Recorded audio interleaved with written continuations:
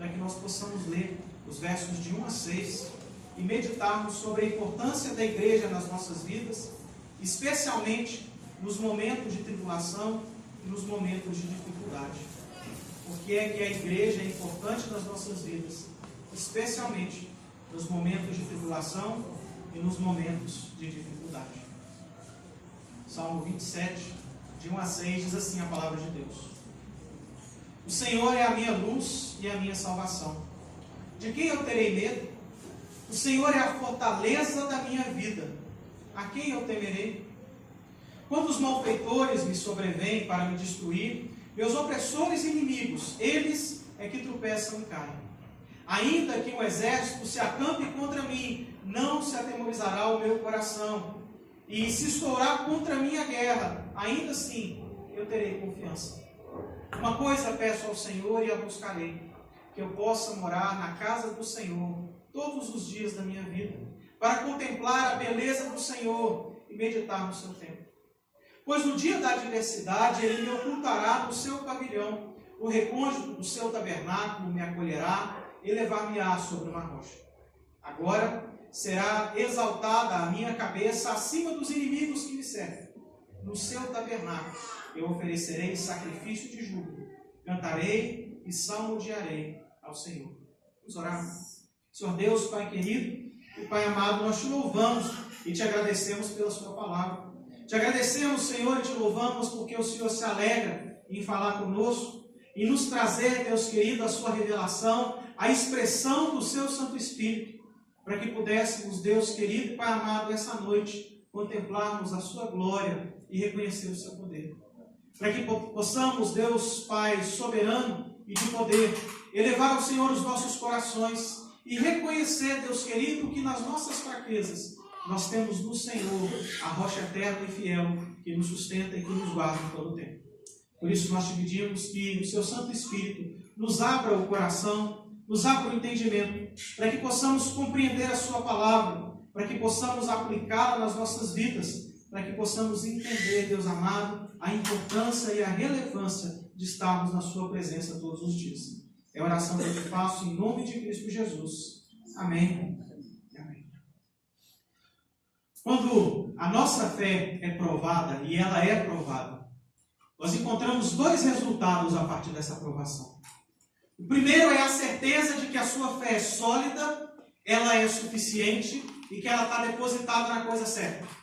A segunda consequência possível é você descobrir que você acredita nas coisas erradas e que a confiança que você coloca em Deus é colocado de um jeito errado, de um jeito incorreto. Não existe na nossa vida outra maneira de confiarmos e de termos a certeza de que a fé que possuímos é genuína, se não for pelas provações que nós enfrentamos todos os dias. Eu tenho um tio que se aposentou e resolveu virar marceneiro. Ele comprou algumas madeiras, algumas ferramentas, e um dia eu fui almoçar na casa dele, ele me contou sobre a oficina que ele montou, a madeira que ele comprou, os instrumentos, e me levou na varanda para ver a primeira cadeira que ele havia feito. Toda decorada, toda cheia de detalhe, uma cadeira bonita, e eu fiz a menção de sentar na cadeira, e ele me agarrava: não senta não, essa cadeira aqui ela não é resistente, ela não suporta peso. Né? Seu primo já sentou aí, já caiu, eu já tive que refazer a cadeira. De que serve uma cadeira se você não assenta nela? Aquela cadeira foi provada e foi testada, e o resultado dela é que ela não é uma cadeira, ela é uma peça de decoração. Assim também é a nossa fé. Se a nossa fé não for provada e não for testada, ela se torna uma mera peça de decoração, uma mera afirmação daquilo que nós acreditamos, mas quando as coisas ficam difíceis, não serve para nos sustentar, para nos manter fortes e para nos levar à presença de Deus. É por isso que a mesma circunstância que para uns o aproxima de Deus, para outros os afasta de Deus. E esse é o grande dilema que o salmista apresenta aqui nesse salmo. O salmista descreve de uma forma poética, por meio da poesia, a sua experiência pessoal. Ele fala como a sua fé, diante de provações concretas, produz uma vida mais intensa diante de Deus. E ele nos leva a refletir como a provação da nossa fé, da mesma forma, deve nos conduzir e nos levar para mais próximos da presença para a presença da comunidade da fé, para o meio da comunidade da fé. O salmista começa dizendo: olha, o Senhor é a minha luz e o Senhor é a minha salvação. A primeira frase do salmista é uma afirmação pessoal de fé. Deus é o meu Deus, Ele é o meu Senhor. Ele usa duas palavras para descrever Deus. Ele fala que Deus é a luz da vida dele e que Deus é a salvação da vida dele. E por causa disso ele faz uma outra afirmação na forma de uma pergunta. Se Deus é o meu Deus, de que eu tenho medo? O que é que eu vou temer? E essa é a afirmação pessoal que nós fazemos. Da mesma maneira ele diz: o Senhor é a fortaleza da minha vida. O Senhor é a fortaleza que me guarda. Eu vou temer quem? Quem eu temerei? E assim começa a nossa jornada de fé. Assim começa a nossa caminhada de fé. Assim acontece nos nossos cultos. Nós cantamos e nós falamos: Jesus é o Senhor das nossas vidas. É tudo que nós precisamos. É nele que nós estamos. Até chegar a segunda-feira. E a gente perde um ônibus e pragueja. Alguém faz uma maldade com a gente no trabalho e nós nos desesperamos. Talvez o desemprego bate a porta e nós sofremos. Chega no final do dia e as contas não estão pagas. E aquela afirmação de fé que nós fizemos no domingo parece já tão distante. Nós dizemos: o Senhor ainda é a minha luz e ainda é a minha fortaleza. Mas hoje eu tenho medo do patrão. Eu tenho medo da economia. Eu tenho medo do dinheiro, eu tenho medo das contas, eu tenho medo da violência, eu tenho medo dos meus filhos, eu tenho medo do meu marido. O salmista, ele começa afirmando a nossa fé, a fé que nós temos. E se um momento ele diz que nada o abala, nada o faz temer, isso nos faz refletir que muitas vezes essa afirmação de fé não é tão real assim nos nossos tempos. Mas ele chega ao ponto de dizer: olha, quando os malfeitores me sobrevêm para me destruir, os meus opressores e inimigos vêm contra mim, o que eu vejo é que eles tropeçam e eles caem. O salmista continua afirmando a sua fé e dizendo de novo que a confiança que ele tem é que nada vai abalá-lo, que se os inimigos vierem contra ele, ele vai enxergar a mão do Senhor vencendo os seus inimigos, e ele é que vai sair vitorioso. Mas ainda assim, quando nós nos cercamos de inimigos, o nosso coração se espreme, a nossa voz se embarga, nós temos dificuldade de caminhar e de seguir em frente. Quando alguém nos ameaça, nós nos desesperamos. Quantas mães e quantos pais não dormem porque os seus filhos estudam à noite? E o medo da violência, o medo dos inimigos, tira completamente a paz desses corações. O salmista faz a sua afirmação a respeito de um Deus pessoal, de um Deus que é o Deus da vida dele. Ele fala que o seu estado de espírito é um estado de espírito de confiança. Eu confio no Senhor, o Senhor é o meu Deus, é um Deus pessoal, é o Senhor da vida dele. Mais do que isso, ele diz que ele tem a certeza de que Deus o vai proteger, de que Deus vai derrotar os seus inimigos, de que nada vai abalá-lo. E a pergunta é: de onde vem tamanha confiança? Será que o salmista é arrogante e tolo? Será que o salmista canta assim porque ele nunca experimentou as dificuldades? Será que o que o salmista está fazendo é rindo da nossa cara, como um rei que se assenta no trono e que não passa por dificuldades, enquanto olha para o povo que sofre e que passa por lutas? E se você der uma olhadinha no título do seu salmo, você vai encontrar escrito aí Salmo de Davi. Esse salmo não é escrito por alguém que se assenta num palácio e olha de longe os problemas da população. É escrito por alguém que foi jurado de morte pelo rei. É escrito por alguém que habitou numa caverna como um animal porque fugia do seu inimigo. É escrito por alguém que enfrentou guerras em nome do Senhor. É escrito por alguém que lidou com a morte, com o sofrimento, com a fome, com a pobreza, que lidou com a riqueza, que lidou com a revolta. É escrito por alguém que passou pelos mesmos sofrimentos que nós passamos, pelas mesmas lutas que nós passamos.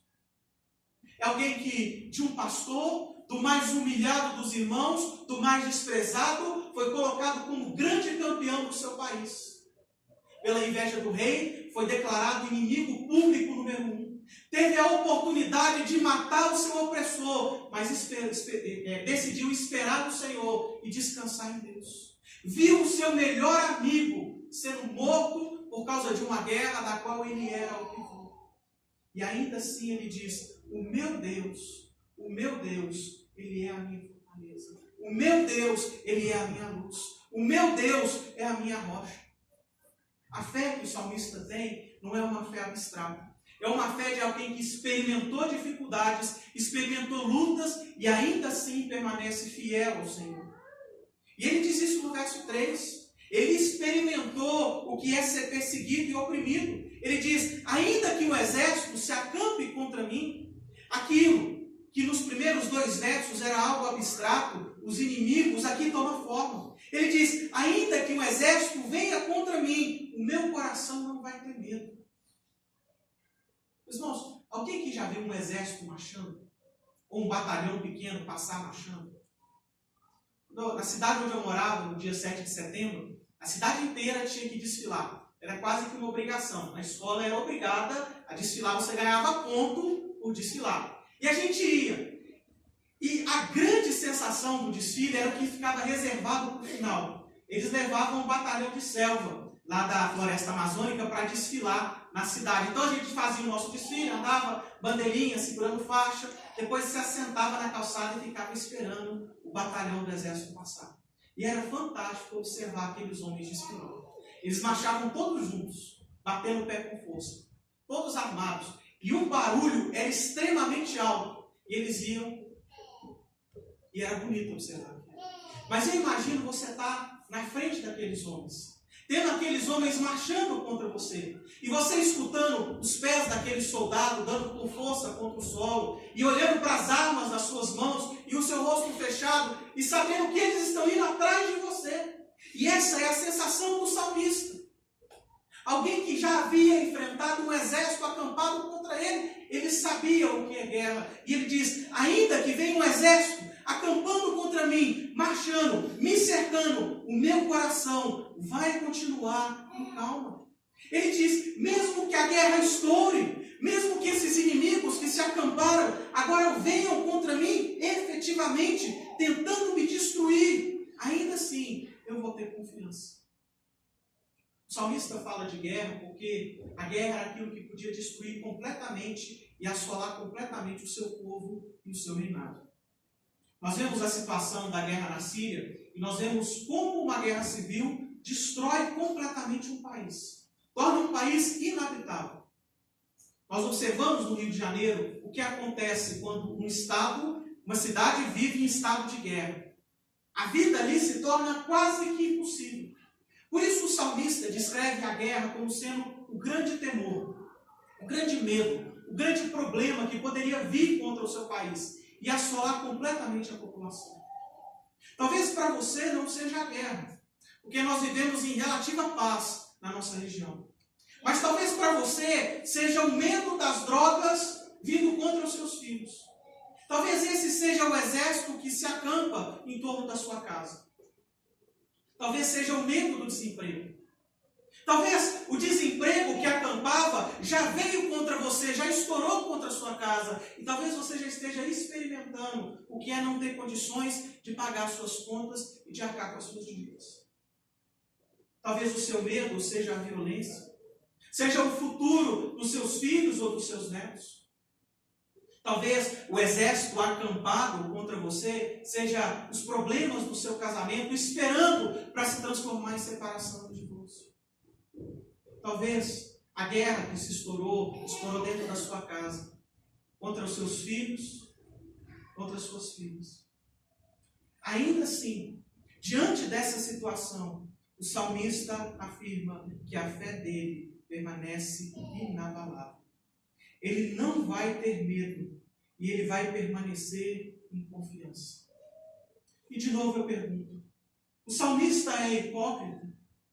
O salmista é um hipócrita que mente para a gente, falando que ele não tem medo, quando na realidade tem?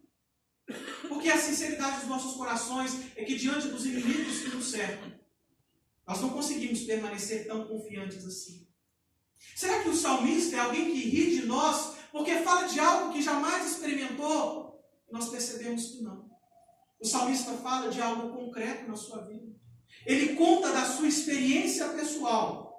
E então ele nos ensina como nós respondemos às provações, de forma que a nossa fé permaneça firme no Senhor.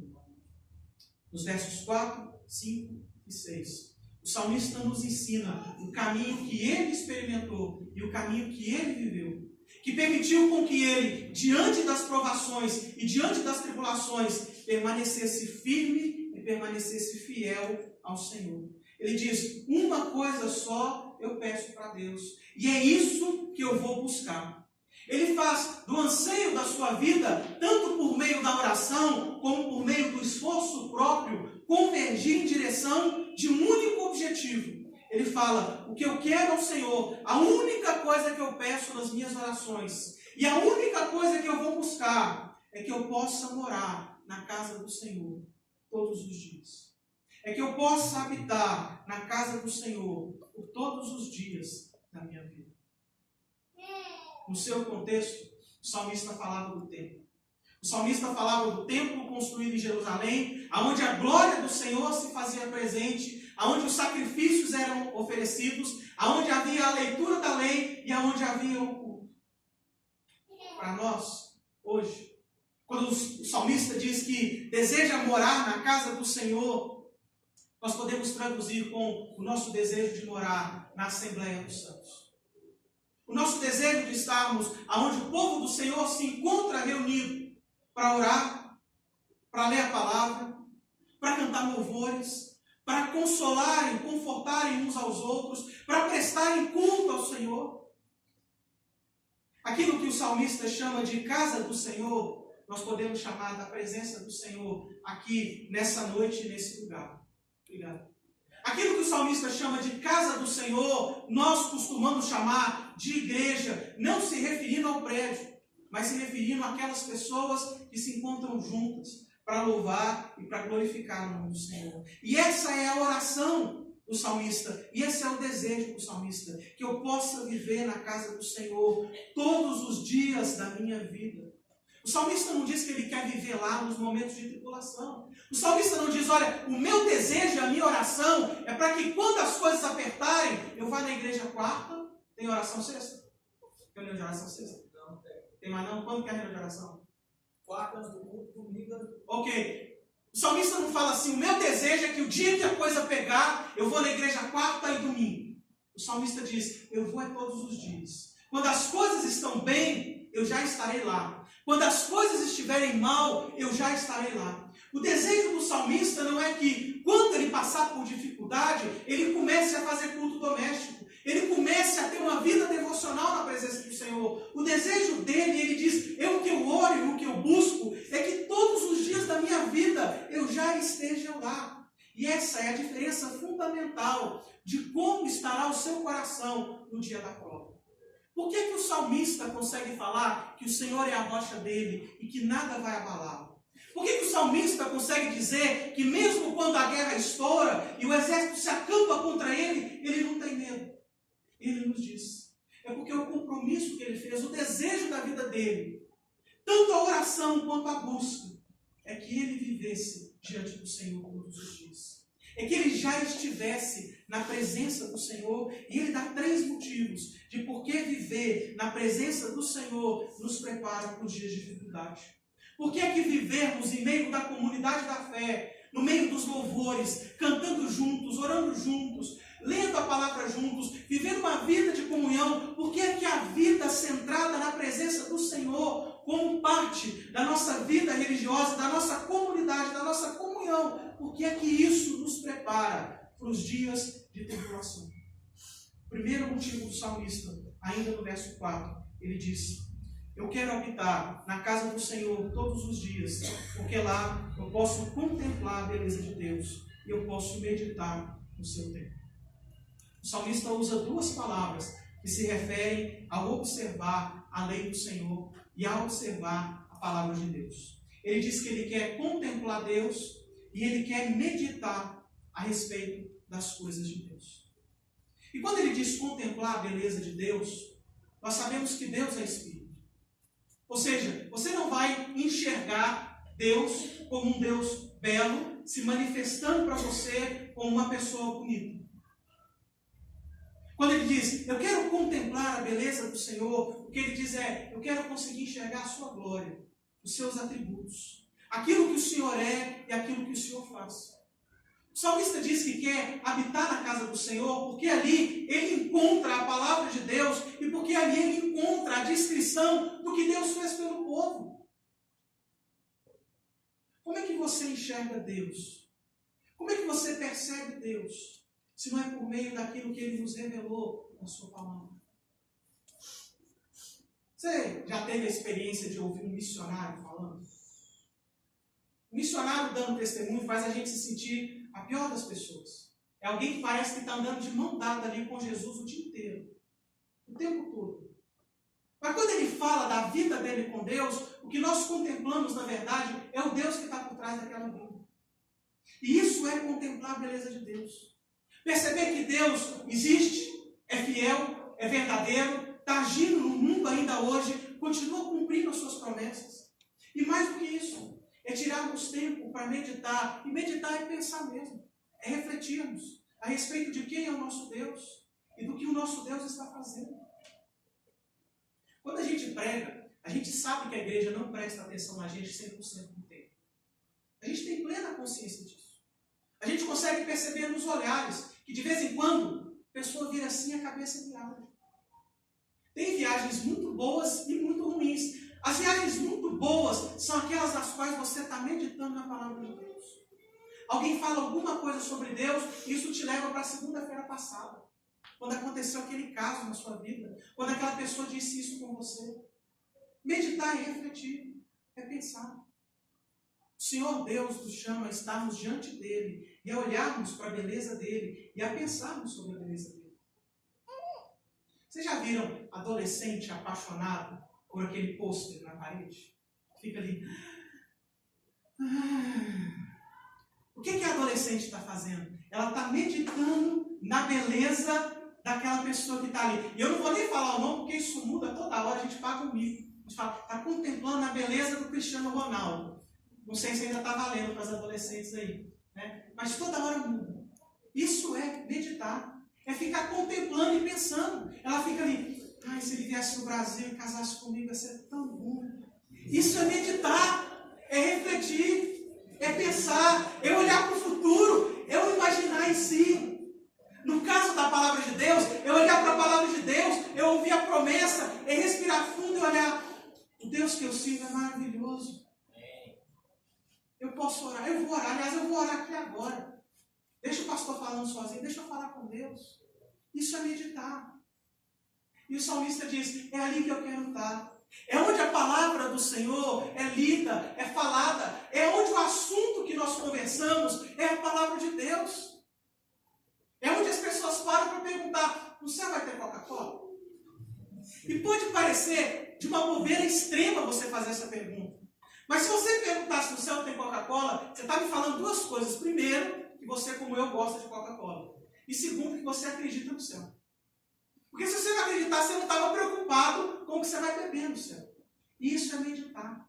É tornar aquilo que nós ouvimos, aquilo que fala a respeito de Deus, algo que é concreto nas nossas vidas. Algo que a gente pode pegar, que a gente pode sentir, que a gente pode olhar e falar, olha, esse é o exemplo.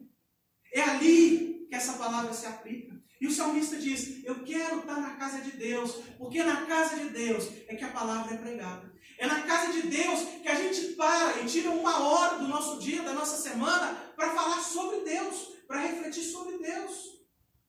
É na escola dominical que a gente tira um tempo para sentar, para ler a palavra, para conversar sobre o que o Deus disse, como isso se aplica nas nossas vidas. É no culto que a gente vai na casa do irmão, na casa da irmã. É quando a gente chama o pessoal da igreja para ir na nossa casa e ali se torna a casa do Senhor e ali a palavra de Deus é falada, nós contemplamos a beleza do Senhor e meditamos a beleza do Senhor. O salmista diz, aquilo que eu mais desejo e a minha oração é que eu esteja na casa de Deus para que ali eu contemple e medite na sua beleza. Porque no dia da tribulação, quando vier os problemas, eu quero ter a minha fé sólida e a minha fé firme. O salmista, ele começa a nos mostrar que ele não é um hipócrita, ele não é um deslocado, ele não é um alucinado, quando ele diz que no meio da tribulação, tribulação, a fé dele não se abala. Ele começa a nos mostrar.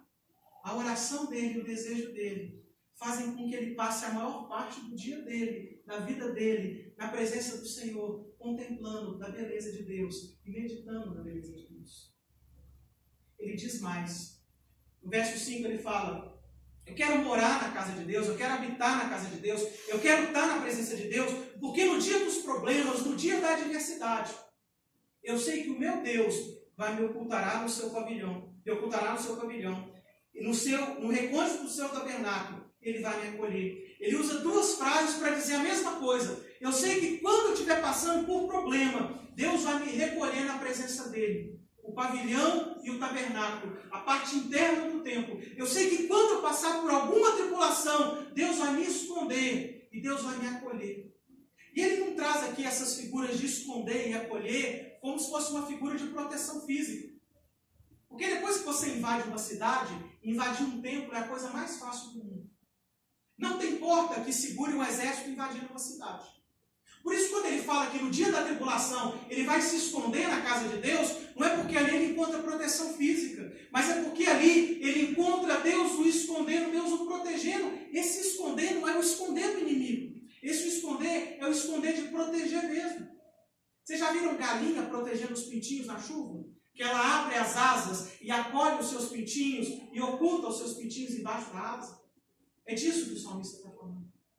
Eu quero estar na presença do Senhor, porque quando as coisas ficarem difíceis, eu sei que eu vou poder me assentar e chorar, e a sombra do Altíssimo virá sobre mim, e eu serei coberto e acolhido na sua presença. Eu quero estar na presença do Senhor, na casa do Senhor, porque quando vier a adversidade, eu sei que Deus vai me proteger e me cercar com o seu Santo Espírito. Ele vai me trazer consolo e Ele vai me confortar em todo o tempo.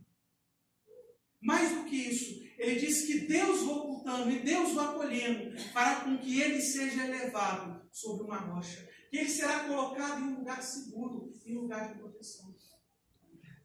E aqui, talvez, nesse momento, quando ele fala do dia da adversidade, nós devemos pensar como Arthur, né?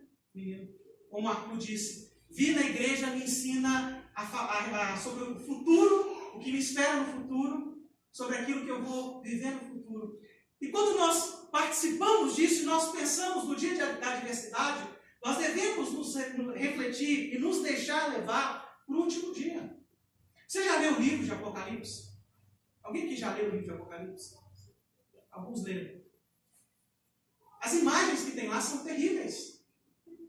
São terríveis.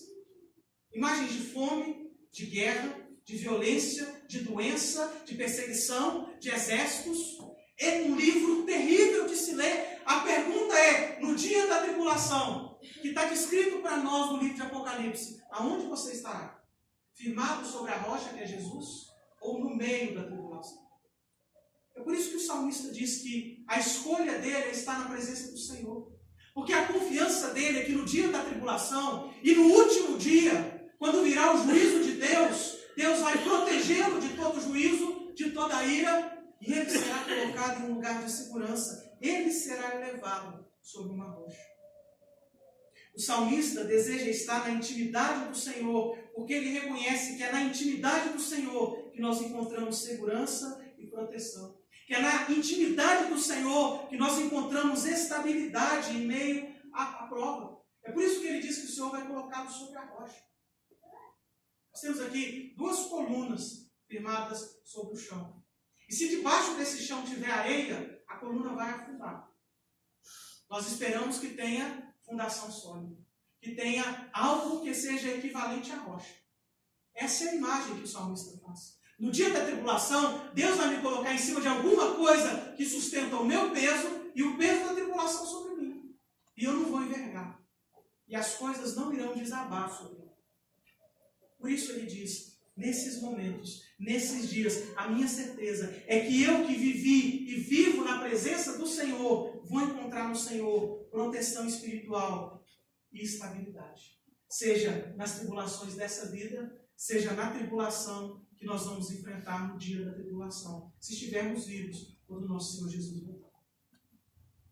Mais do que isso, O salmista nos traz ainda mais motivos para estarmos na sua presença.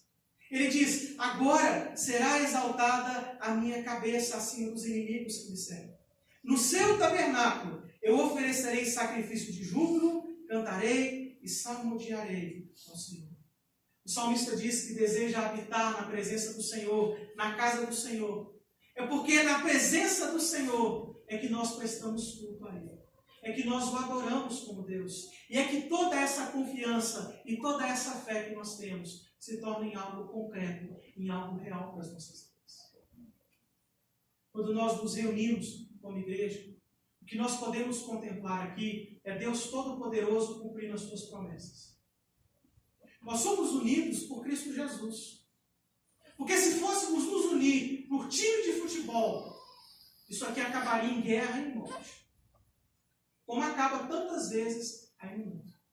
Se nós fôssemos nos unir por preferência partidária, ia rolar tiro.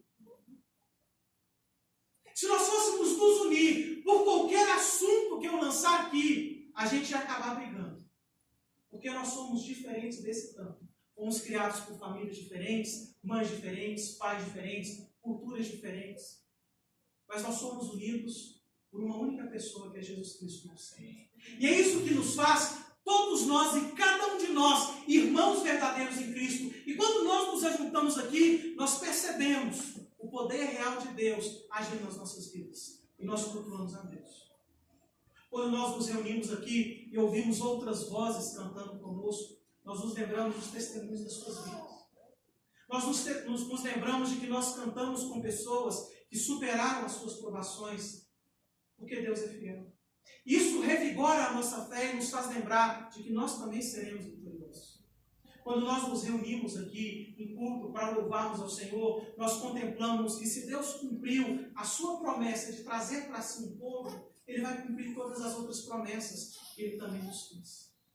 Por isso o salmista diz que o desejo do coração dele é estar aqui, na casa do Senhor, no meio do povo do Senhor, porque ali existe culto, ali existe alegria, ali existe cântico, mesmo no meio das tribulações, mesmo no meio das dificuldades.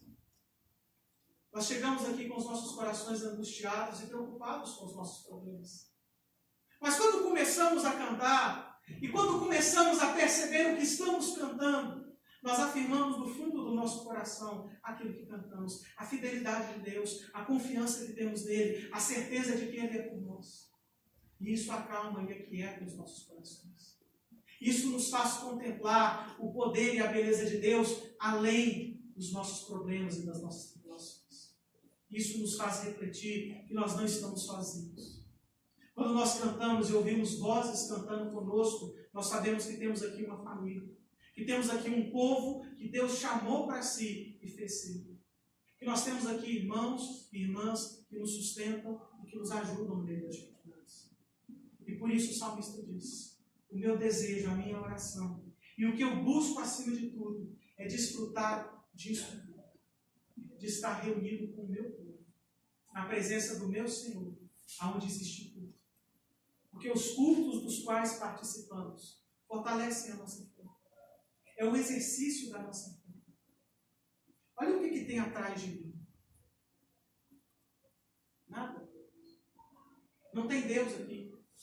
Não tem uma imagem aqui de Deus. Não tem nada aqui que você vai adorar. Não tem nada aqui que os seus olhos contemplem e digam: isso é o meu Deus. Olha, em volta de você, você tem paredes brancas. Você não tem nada aqui que te mostra adora isso ou adora aquilo. Você só tem um povo reunido e a certeza no seu coração de que o Espírito Santo de Deus está presente aqui nessa noite. E isso nos faz perceber o quão pequenos são os nossos problemas. E o quão possível de resolução são as nossas lutas. Isso nos faz perceber que mesmo que o exército se acampe contra mim, o Espírito do Senhor está comigo. E que mesmo que o exército rompa em guerra contra mim, o Senhor é o meu pastor.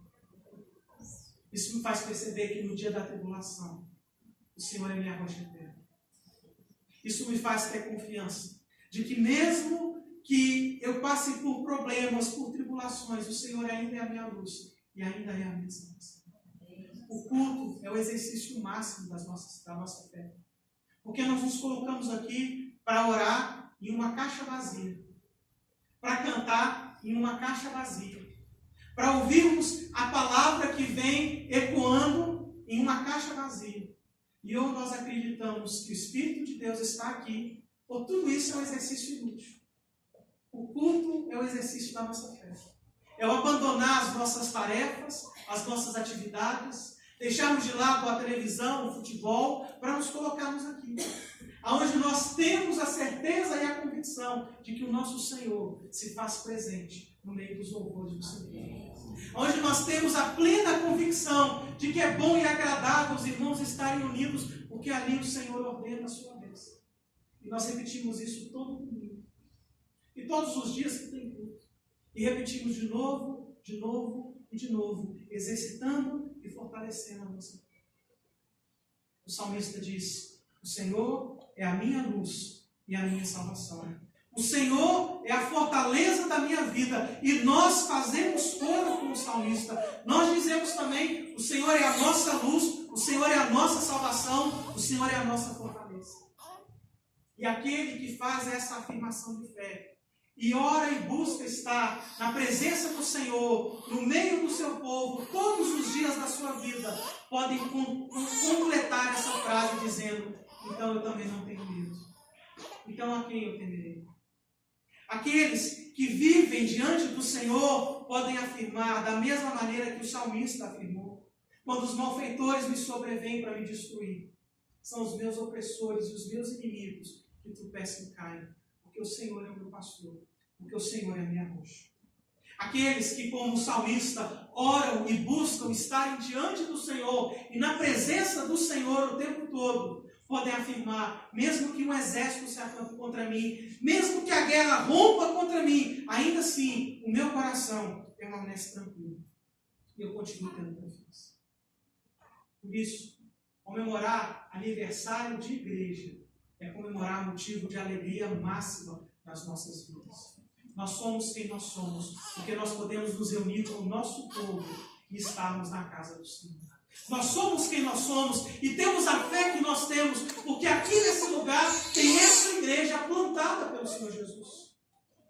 Nós podemos ter a convicção de que seremos capazes de enfrentar as provações e as tribulações que se levantam contra nós. Porque domingo que vem, quando passarmos aqui, encontraremos o nosso povo, a nossa igreja, se reunindo aqui. Nós podemos ter certeza de que jamais seremos vencidos, porque mesmo que esse tempo caia, domingo que vem vai ter culto. E se estiver chovendo, vai ter culto na chuva. Porque uma coisa só nós oramos e uma coisa só nós buscamos. É que nós queremos estar na presença do Senhor, na assembleia do seu povo, no meio dos louvores, aonde o Senhor derrama a sua bênção e ordena a sua bênção para sempre.